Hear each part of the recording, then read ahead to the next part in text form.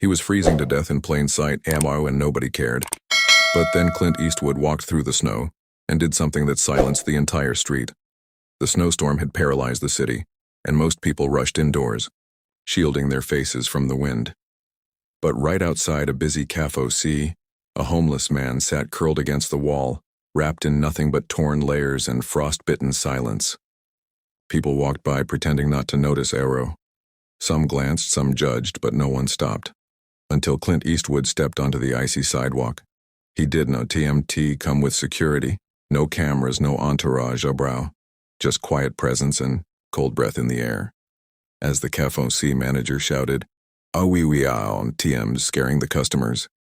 Clint didn't be on Tim flinch. Instead, he slowly walked toward the man, knelt beside him, and in a low voice asked, "Oh, when TMs the last time someone looked you in the eye?" Oh, the man did now TMT answer. Oh, he just looked up, stunned. And that TMs when Clint took off his own coat, placed it gently over the manic TM's shoulders. The crowd fell silent. Nobody expected that. But what Clint did next would leave even the harshest skeptic speechless.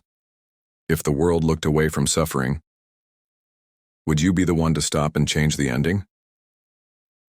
Without saying another word, Clint helped the man to his feet and guided him inside the very cafe that had just tried to throw him away. The staff stood frozen. One whispered, "Oh, we danu tamu ti servu." But Clint cut him off with a glare that needed no words. He led the man to a booth in the corner, ordered 2 hot coffees, and sat across from him like they ought to have known each other for years. The room was silent except for the sound of snow pelting the windows. Then the man, voice shaking, said, "How TM, you help me?" Clint leaned in and replied, because I remember what it feels like to be invisible, and I don't know you what team you like it." That line hit like thunder. The cafe, full of people who had ignored the man minutes ago, suddenly felt small. One young couple at a nearby table got up and quietly paid for the man a Waudu TM's meal. Another offered him gloves, but it was no Tamit charity. It was something else, a ripple of decency, started by one quiet action. But just as the mood began to shift, the man pulled something from his pocket. And what he revealed next stunned Clint Eastwood and everyone else watching. From his coat pocket, the man pulled out a worn, faded photograph, edges curled, the colors almost gone. He slid it across the table with trembling fingers. Clint picked it up and stared. It was a picture of a younger version of the man in uniform standing beside a military truck, smiling, proud, alive. On the back, a handwritten note read, "Awa Bravo Company, 1971 Rao, Vietnam." Awa Clint TM's expression shifted. He looked the man dead in the eyes and said, "Oh, you served? Oh." The man nodded slowly. "Oh, did no TMT think anyone remembered?" "Oh, Clint did no TMT respond right away."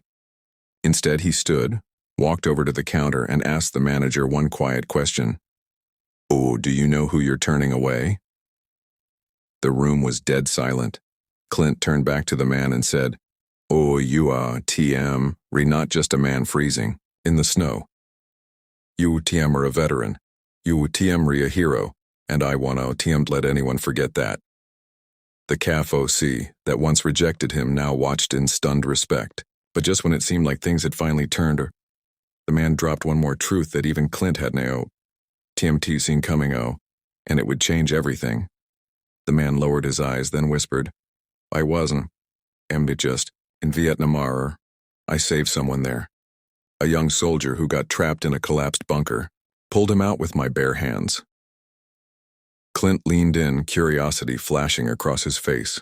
The man continued, "I never knew his name, but I remember his eyes. I've seen those same eyes before." There was a pause, and then it hit Clint like a jolt. His hands trembled slightly as he reached for the photo again, studying it deeper this time. What year was that?" Clint asked. "Year winter of Agridru TM 71 year brewers," the man replied, voice nearly cracking. For a few moments, neither of them spoke. Then Clint slowly said, "My cousin was in that unit. He always told a story about a ghost who dragged him out of hell, said he never got to say thank you. The silence that followed was heavier than the storm outside. Then Clint stood up, placed both hands on the table and said, "That story followed my family for decades, and now I know who the ghost was to wow. What happened next would turn this quiet CAFO C moment into national headlines. Clint pulled out his phone and made a call, not to a news outlet, not to a studio, but to a close friend who ran a veteran HOTM's foundation. How for found someone we owe more than a thank you," he said.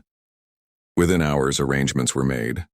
The man, whose name was George, was taken to a veterans care center, given clean clothes, proper housing, and something he had in years a your dignity. But the story didn't end there. A few days later, Clint showed up at a nationally televised event honoring veterans and walked on stage holding George TM's old photo. He paused, looked into the crowd and said, "Well, this man saved a life in war. Then we let him disappear in peace. Never again." The audience stood in silence before erupting into applause. George, watching from backstage, had tears running down his face, not because he was being honored, but because for the first time in decades someone saw him. Clint did know TMT just change one man TM's day, He reminded the entire country that heroes do now TMT always wear medals. Sometimes they wear frostbitten jackets and carry stories no one TM's bothered to hear. If you could give one forgotten person their moment back, who would it be? And just like that, what started as a freezing afternoon outside a CAFO C became a moment that touched hearts across the nation. Clint Eastwood didn't a TMTT give a speech to go viral or do it for applause. He simply did what was right when no one else would. George, once invisible to the world, became a symbol of the thousands like him, heroes whose stories had been buried beneath silence and snow. In the weeks that followed, donations poured into veteran shelters, strangers offered food, blankets, and most importantly, time. Clint never talked much about that day again. He didn't TMT need to, because the impact had already rippled, far beyond that sidewalk. Sometimes the loudest legacy is left not by words, but by actions that remind us who we should have been all along. And in that storm, Clint Eastwood reminded everyone what humanity truly looks like.